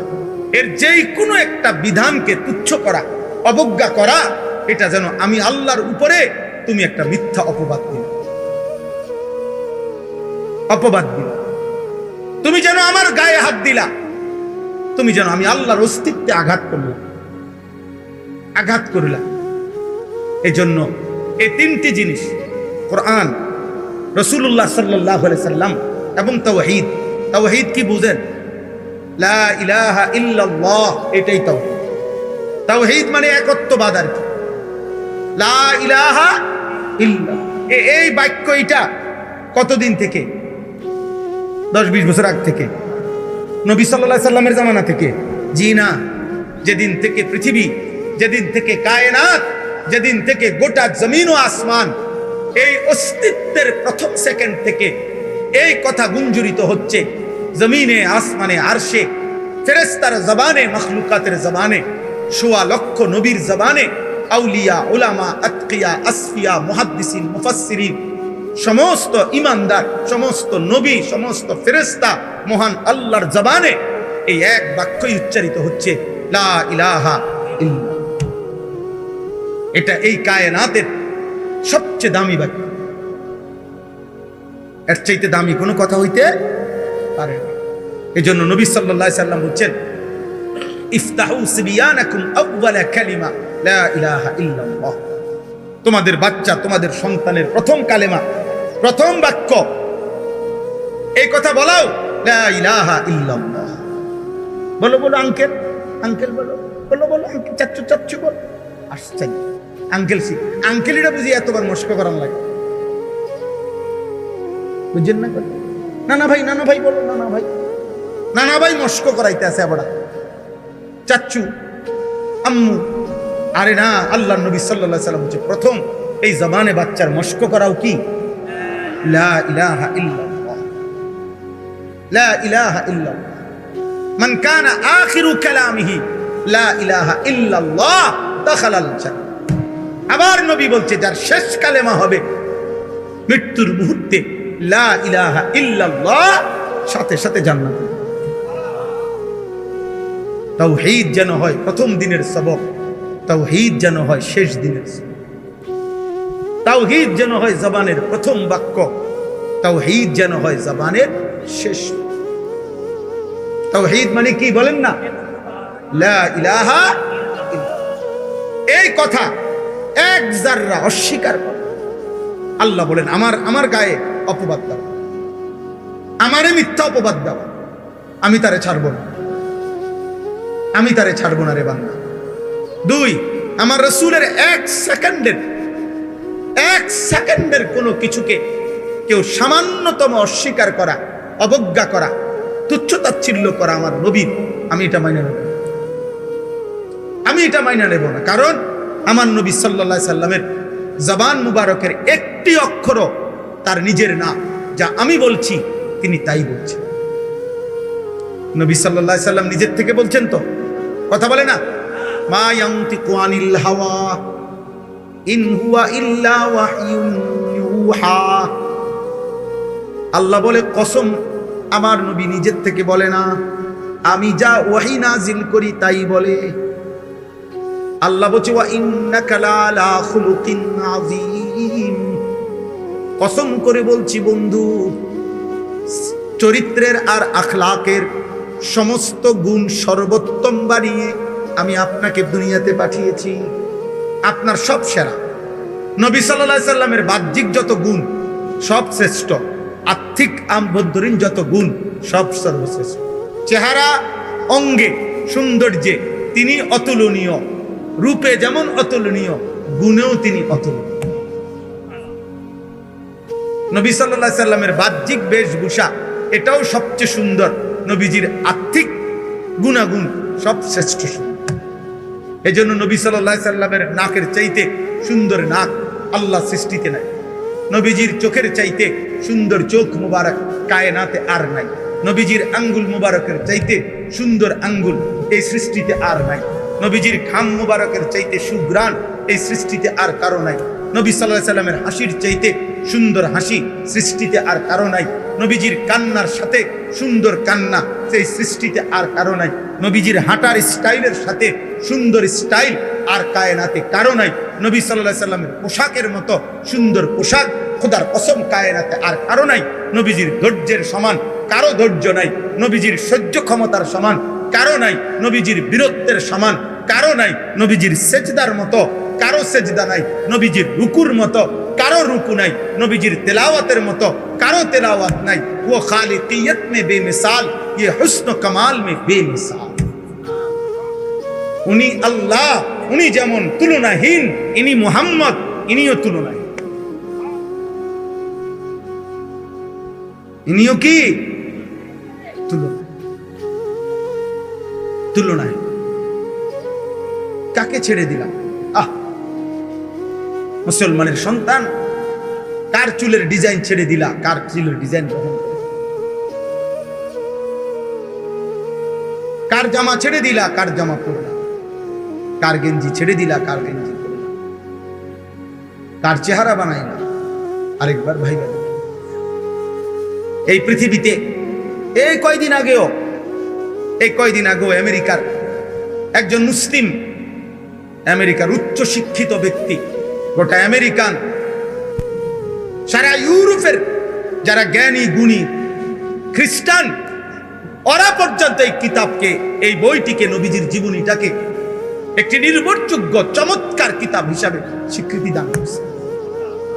এই পৃথিবীতে যতবারই আমাদের নবী সাল্লাল্লাহু আলাইহি সাল্লামকে পেশ করা হয়েছে, যার সামনে পৃথিবীর সর্বোচ্চ জ্ঞানী গুণী, তিনি অকপটে স্বীকৃতি দিতে বাধ্য হয়েছে, ইনি সেরা, ইনি শ্রেষ্ঠ।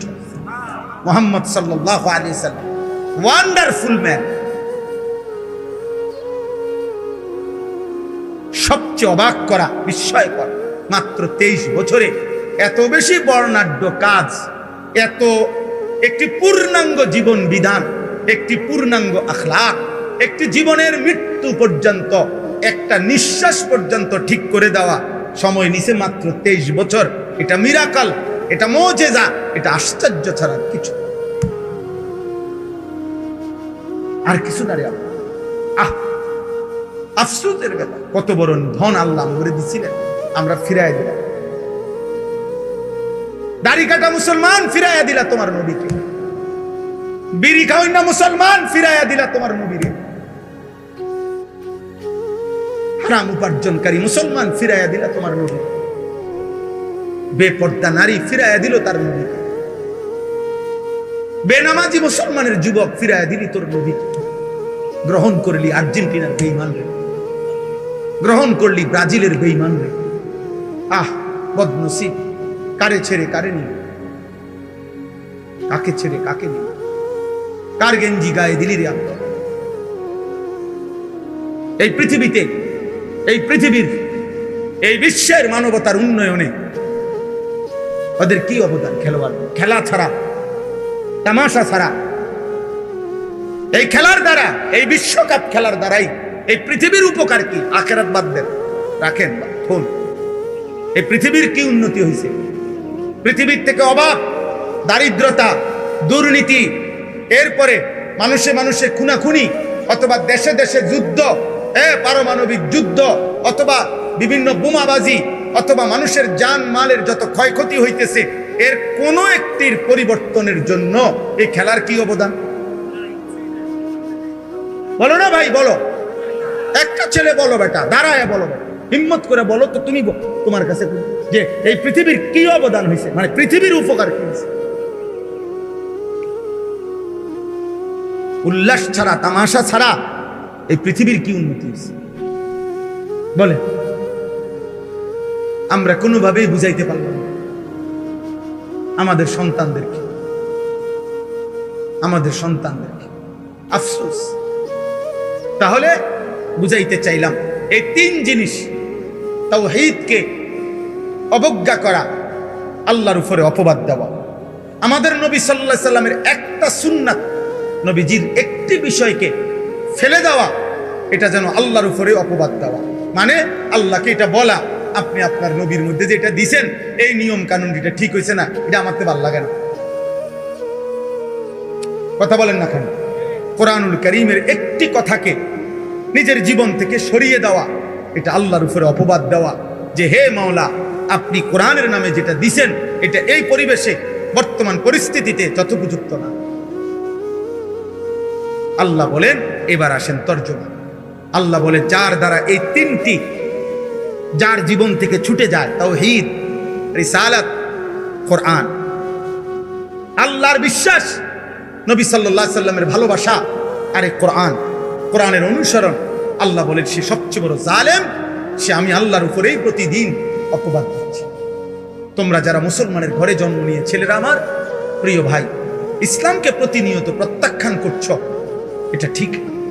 আল্লাহকে এইভাবে প্রতিদিন ফিরায় দেওয়া, প্রতি ওয়াক্ত নামাজে কোরআনে আছে, প্রতি ওয়াক্ত নামাজের আজানে খোদার কসম আল্লাহ বলছে বান্দা মূলত মুয়াজ্জিন ডাকে না, মূলত আমি ডাকি। ইজা নুদিয়া, এটা মজহুলের সিগা, অর্থ হইল যখন আমি আল্লাহর পক্ষ থেকে তোমাকে ডাকা হয়। লিসসালাতি মিন ইয়াউমিল জুমআ, জুমার নামাজের জন্য। তাহলে নামাজের জন্য ডাকে যে মুয়াজ্জিন, মূলত কার পক্ষ থেকে ডাকে? আল্লাহ বলেন আমি প্রতিদিন ডাকি, তুমি আমার প্রত্যেক ওয়াক্তে প্রত্যাখ্যান করতেছ। তারপরেও বান্দা মনে রেখো, ভাত খাওয়াইতেছি, ঘুম পাড়াইতেছি, দুনিয়া চলতে দিচ্ছি, খুব আহামরি কিছু না এগুলা, কিন্তু আমি আল্লাহ তাআলা আখিরাতে চোখ বন্ধ হইলে কবরে 1 সেকেন্ডের জন্য আর ছাড়বো না। মৃত্যু পরবর্তী আর কোনোদিন সুখ মিলবে না, আর কোনোদিন হাসি মিলবে না, আর কোনোদিন 1 সেকেন্ডের স্বস্তি মিলবে না। নাফরমান আপাতত দুনিয়া আমার নাফরমানি সত্ত্বেও খাও, ভোগ করো, ভোগ করো, পেশাব করো, পায়খানা করো, লজ্জাস্থানের চাহিদা পূরণ করো, খাও দাও, কারণ দুনিয়া আমি আল্লাহর কাছে একটা মাছির ডানার মূল্য নাই। দুনিয়া আমি আল্লাহর কাছে অভিশপ্ত, দুনিয়া আমি আল্লাহর কাছে তামাশা, দুনিয়া আমি আল্লাহর কাছে খেলাধুলা, দুনিয়া আমি আল্লাহর কাছে ফালতু খেলনা, কিচ্ছু না, কিচ্ছু না। এই জন্য আমি কুত্তারেও খাওয়াই, শুকররেও খাওয়াই, বেঈমানরেও খাওয়াই, মুশরিকরেও খাওয়াই, নাস্তিক মুরতাদ যে বলে আমি আল্লাহ বলতে কিছু নাই, ওই বেঈমানরেও আমি দুনিয়া খাওয়াই, কারণ এটা যে কিচ্ছু না। না, এটা তো আল্লাহ তাআলারে না অস্বীকারকারীকে আল্লাহ কেন খাওয়ায়? এই জন্য দুনিয়া ভোগ করা কিছুই না, এটা তেমন কিচ্ছু। কারো দিলে যদি লাগে, কারো বিবেকে যদি অনুভূতি হয়, আল্লাহর দিকে ফেরো, আল্লাহর দিকে ফেরো বাবা, আল্লাহর দিকে ফেরো, আল্লাহর দিকে ফেরো, ইবাদতের দিকে ফেরো, জীবন কাজে লাগাও ভাই। জিন্দেগি একবারই আসো, একবারই আসো, আর ফিরবে না, আর ফিরবে। সুদে, ঘুষে, কিস্তিতে, হারামে, হালালে, জায়েজ না জায়েজ সব মিলাইয়া যে সমস্ত বাবারা উপার্জন করছেন, আহা আফসুস ছাড়া আর কিছুই জুটবে না। নাফরমান সন্তান সুদের টাকা খাইয়া যে ফুটবল হইছে, তে আপনার কথা মনে রাখতো না। কিস্তির টাকা দিয়া যে ঘর পালছেন, ওরা আমনে চিনত, আপনি মইরা 20 বছর পরে, 10 বছর পরে আইয়া চাইয়েন, আমনের বানানো একটা ফার্নিচারও নাই, আর ওই তার ঘরের নাতি আমনে চিনত। খুব আমনে কেন? খুব আমি এই বাড়ির মুরব্বী, ফকির মুরব্বী গীতাবা চিনবে না। নাফরমানকে কেউ মনে রাখে না, কেউ মনে রাখে না।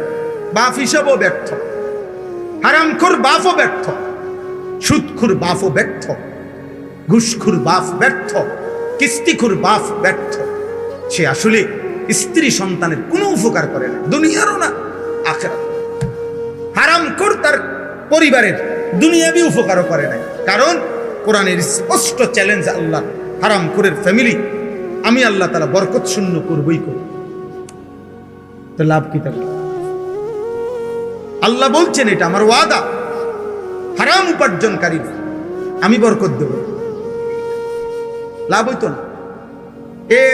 এই অবাবার যাইতো, অবাবার যায়, লাখ টাকা ইনকাম, কিস্তি চলে 60টা, কিস্তি শেষ হয় না। কিস্তি কি আমরা জানি তো, আমরা কি চাঁদের দেশে থাকি মিয়া? আমরা তো দুনিয়াতেই থাকি। আল্লাহ আমাদেরকে হেফাজত করে। চলো ভাই, চলেন বাবা, নিয়ত করি আল্লাহকে নারাজ করব, বলেন ইনশাআল্লাহ। নবী সাল্লাল্লাহু আলাইহি সাল্লামকে ভুলবো না, বলেন ইনশাআল্লাহ। কোরআনকে ছাড়বো না, বলেন ইনশাআল্লাহ। আল্লাহ তৌফিক দান করেন। এই শুনেন তরজমা, শেষ কথা। ওমান আযলামু মিম্মান ইফতারা আলাল্লাহি কাযিবা। আল্লাহ তাআলা বলেন, তার চাইতে বড় জালেম, তার চাইতে বড় পাপী আর কেউ নয় যে আমি আল্লাহর উপরে মিথ্যা অপবাদ দেয়। আল্লাহ তাআলা বলেন, উলাইকা ইউরাদুনা আলা রাব্বিহিম।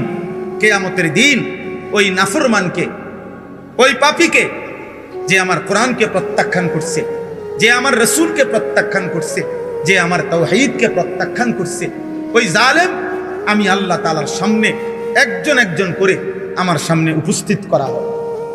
ওয়ায়াকুলুল আশহাদু, আর আমার পক্ষ থেকে নির্ধারণ করা সাক্ষীরা এই নাফরমানের বিরুদ্ধে সাক্ষী দিবে, হা উলা ইল্লাযীনা কাযাবু আলা রাব্বিহিম। আল্লাহ, এটাই আপনার সেই বেঈমান বান্দা যে আপনার প্রত্যেক কথা কাযাবু, মিথ্যা মনে করেছে। আমনে কইছেন এদিকে তে গেছে এদিকে। আল্লাহ বলেন, আমার সাক্ষীরা একজন একজন করে বলবে। আল্লাহর সাক্ষী মোট 5টা। আল্লাহর সাক্ষী মোট কয়টা? 1 নাম্বার, এই ডান কাদের বাম কাদের ফেরেশতা, এই ফেরেশতা সাক্ষী দিবে মুখ দিয়া। 2 নাম্বার, এই লিখিত আমলনামা, ওই যে যেটা ওনারা লিখছে, মানে ওনারা মুখেও বলবে আবার লেখাও কি ফাইলও শো করবে। এই দ্বিতীয় সাক্ষী হলো কি? আমলনামা। 3 নাম্বার, অঙ্গ প্রত্যঙ্গ। প্রত্যেক ব্যক্তির নিজ নিজ অঙ্গ, হাত পা চোখ নাক কান, এগুলো আল্লাহর সামনে কি দিবে? এই কয়টা হলো? 4 নাম্বার, পায়ের নিচের জমি, ইয়াউমাইদিন তুহাদ্দিসু আখবারাহা। 5 নাম্বার, স্বয়ং আল্লাহ নিজে। কয়টা হলো? আইনাল মাফার। আল্লাহ বলবে, বান্দা এখন পালাবে। শোনো ফেরেশতা কি বলে, দেখো আমলনামায় কি লেখা, দেখো জমিন কি বলতেছে, দেখো তোমার অঙ্গ প্রত্যঙ্গ কি বলে। আমি আল্লাহ তো দেখছি। ওয়াহুয়াস সামিউল আলিম, ওয়াহুয়াল খাবীর, ওয়াহুয়াল বসীর।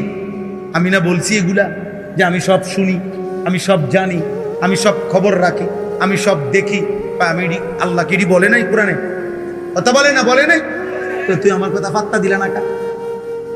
এই বেটা, বিষয়টা কি? ঘটনাটা কি? কোরআনুল কারীমে আছে। নাফরমান চিৎকার দেওয়া শুরু করবে, আল্লাহর ফেরেশতাকে আল্লাহ বলবে, খুজুহু ফাগুল্লু, ওরে ধর, বাঁধে। ফাগুল্লু অর্থ বাঁধে, ওরা বাঁধে, টাইট করে বাঁধে। ফেরেশতা বলবে, আল্লাহ বাঁধ দিছি, এখন কি করবে? আল্লাহ বলবেন, সুম্মাল জাহিমা সাল্লু, একটা লাথি দিয়া জাহান্নামে ফেলে দেবে। মার, লাথি মার, ফুটবলের মতো লাথি। সুম্মাল জাহিমা সাল্লু, জাহান্নামে ছুঁড়ে মার, দে লাথি দে। কি মনে করছেন আল্লাহকে? বাদুকা খাওয়াই দেখে ওরা মনে করছে না আমারে ফিরতো না, আমারে 3 বেলা ভাত খাওয়াই যে আল্লাহ, আমারে ফিরবো কি না? আপনারে ফিরতো না, আপনারে ললিপপ খাওয়াই, আপনারে কবরে আপেল মালটা খাইতে দিই। আপনি 60 বছর পর্যন্ত বিড়ি খাইতে থাকেন, আপনি 70 বছরের বুড়া চাচা, আপনি অনবিড়ি খান, খান, অসুবিধা নাই, খাইতে থাকেন বিড়ি। আপনার জন্য ফেরেশতা কবরে রাখছে, আপেল মালটা কাটতে রাখছে, গেলেই পাই। হ্যাঁ হ্যাঁ, খামখেয়ালি। বয়স্ক মানুষেরও যদি গুনাহ ছাড়ার টাইম না হয়, আর কখন ছাড়বে? বলেন না মিয়া, আর কখন ছাড়বে? তাই 60 বছরও গুনাহ ছাড়ার টাইম হয় নাই? 60 বছরও টেলিভিশন দেখা বন্ধ করার টাইম হয় নাই? 60 বছর বয়সেও মুখের গালি বন্ধ করার টাইম হয় নাই? আফসোসের বিষয়, কষ্ট লাগে মিয়া। বুড়া বুড়া মানুষ বাঁকা হইয়া গেছে, ওমা চা দোকানে বসে চোখ বড় বড় করে রাক্ষসের মতো টেলিভিশন চান। কিরে বেটা, আপনি কিতা চান? আপনাদের শরীরের কোনো টেম্পার নাই, আপনার শরীরের তো কোনো টেম্পার নাই। আপনি কি দেখেন এগুলা? আপনি নর্তকীর নাচ দেখেন কেন?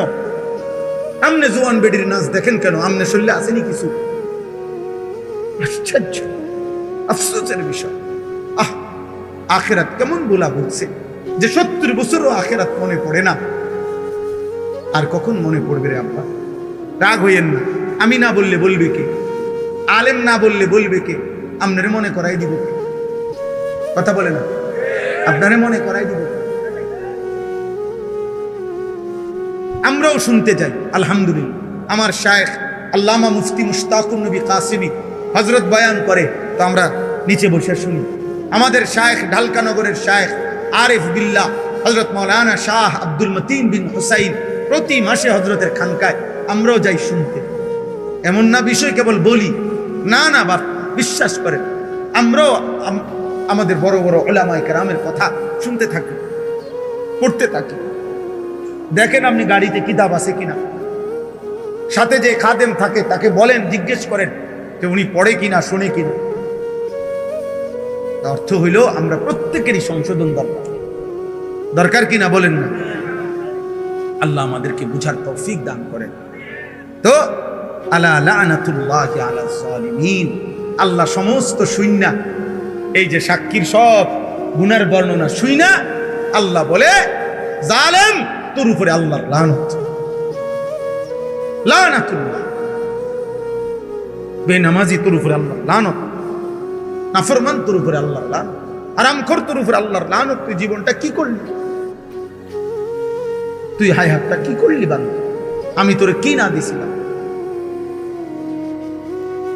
আল্লাহ আমাদেরকে মাফ করে দেন। আল্লাযীনা ইয়াসুদ্দুনা আন সাবিলিল্লাহ ওয়া ইয়াবগুনাহা ইওয়াজা, আল্লাহ বলেন আমার এই জালেম নাফরমান বান্দা নিজে তো আমার পথে চলে নাই, তদুপরি যে চলতে চাইছিল এমনও বহু লোককে আমার পথ থেকে বিরত রাখছে। আরে তো যাইতেছেনি নামাজ, বুঝেন নাই? যাইতেছে কেন নাকি নামাজ? এরকম শুরু করছো কেন? নতুন নামাজি হয়ে গেছো, এই হইল নি কথা? এমন কই না নাই? কথা বলেন না? হ্যাঁ, একের বাপরে, এবার একের আজকে আব্দুল কাদের জিলানী হয়ে গেছো। হ্যাঁ, বুজুর্গি একেবারে বাপ। তোর চিনি না বেটা, তোরে আমি এই বেটারে বললা একটা কিছু বলিয়া তারে কি করে দিল? নার্ভাস করে দিল। সে ফিরতে চাইছিল, কিন্তু ওই শয়তানে তারে কি করে দিল? ফিরাইয়া দিল আল্লাহর পথ। আল্লাহ বলেন ওই জালেমদের উপরে আমার লানত, যে কেউ আমার পথে চলতে চাইলে যাকে বাধা দেয়। ওয়ায়াবগুনাহা ইওয়াজা, 3 নম্বরে আল্লাহ বলেন ওই জালেমের উপরে আল্লাহর লানত, যে সর্বদা আল্লাহর দ্বীন শরীয়তের মধ্যে ভুল ভ্রান্তি ত্রুটি বক্রতা তালাশ করে কি দিয়ে ফেস লাগান। কথা বোঝেন নাই? কথা নাউজুবিল্লাহ। অহুম বিল আখিরাতি হুম কাফিরুন, আল্লাহ বলে আখিরাতকে অস্বীকারী, আখিরাতকে বিশ্বাস করে না এমন জালেমের উপরে আল্লাহ লানত। এবার আল্লাহ বলেন উলাইকা লাম ইয়াকুনু মুজিজিনা ফিল আরদ, তবে শুনে নাও, জালেম নাফরমান পাপী যত যাই করো না কেন, আমি আল্লাহকে তুমি দুনিয়াতেও অক্ষম করতে পারবা না। আমার দুনিয়া আমারই, আমার কাছেই তোমার হায়াত, আমার কাছেই তোমার মৃত্যু। তুমি সর্বোচ্চ ক্ষমতার মস্তদে উঠলেও আমার হাত থেকে ছুটতে পারতা না।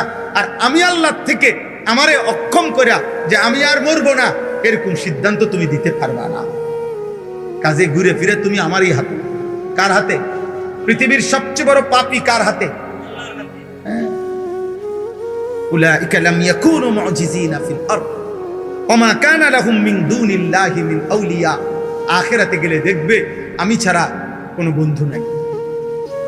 আমি ছাড়া কি কোনো বন্ধু নেই। পাপীরা মনে রাখতে হবে, আমি আপনি সুপারিশ করবে ওই ফুতে, নাতি, নবী, আউলিয়া সব ঠিক আছে, কিন্তু খোদার কসম সুপারিশ করার জন্য আল্লাহ তাআলা অনুমতি দিবে যাকে, সে সুপারিশ করবে। আর আল্লাহ সুপারিশ করার পর আল্লাহ যাকে অনুমোদন দিবে সেই কেবল জান্নাতি হবে। সুপারিশ মানেই কি না জান্নাত না, অনুমোদন দেওয়া হলো জান্নাত। অনুমোদন দিবে আল্লাহ। আল্লাহ বলবে হ্যাঁ তুমি সুপারিশ করো। আল্লাহর বান্দা বলার পরে সে আল্লাহ যদি বলে ওরে বাদ দিয়া আরেকজনকে বলো এরে দেব না আমি জান্নাত, তো খোদার কসম পাহাড় উল্টে যাবে, মাগার জান্নাতের ফয়সালা আর কেউ দিতে পারবে না। আবু তালেব ঈমান আনুক, নবী চায় নাই? কথা বলেন না কেন? আবু তালেব ঈমান আনুক, নবী চাইছিলেন? আবু জাহেল ঈমান আনুক, নবী চাইছিলেন?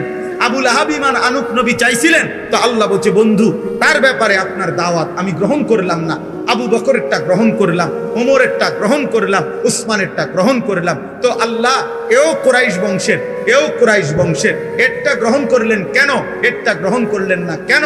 আল্লাহ বলেন ফয়সালা আমার, দাওয়াত আপনার। দাওয়াত দিবেন আপনি, সিদ্ধান্ত দেবে আল্লাহ। ঠিক সুপারিশ করবেন আপনি, সিদ্ধান্ত দিবে কে?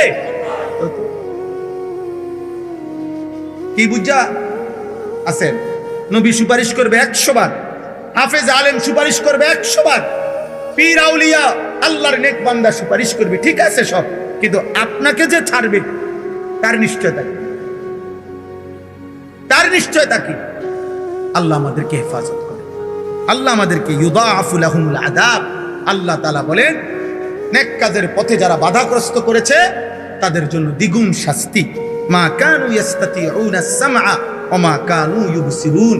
আমি আল্লাহর কথা না কান দিয়া শুনছে না চোখ দিয়া দেখছে, কিছুই করে না। উলাইকাল্লাযীনা খাসিরু আনফুসাহুম ওয়া যাল্লা আনহুম মা কানু ইফতারুন। আল্লাহ বলেন আজ আখিরাতে তারা নিজেরাও ক্ষতিগ্রস্ত হলো, আর আমি আল্লাহকে বাদ দিয়ে যার দিকে ফিরছিল সেও তাদেরকেও হারিয়ে ফেললো। আর আজ আর দেবতাও মিলবে না, আজ আর মূর্তিও পাবে না, আজ আর বন্ধু নামের যারা অসৎ পথে চালাইছে তাদেরকেও পাবে। লা জারামা আন্নাহুম ফিল আখিরাতি হুমুল আখসারুন। নিঃসন্দেহে তারা আখিরাতে ক্ষতিগ্রস্ত। কি বলেন না? ক্ষতিগ্রস্ত। আল্লাহ আমাদেরকে হেফাজত করেন, আল্লাহ আমাদের সবার জীবন সুন্দর করে দেন, আল্লাহ তাআলা সবার জীবন সুন্দর করে দেন। আজকের এই মুবারক মাহফিল আল্লাহ তাআলা কবুল করেন।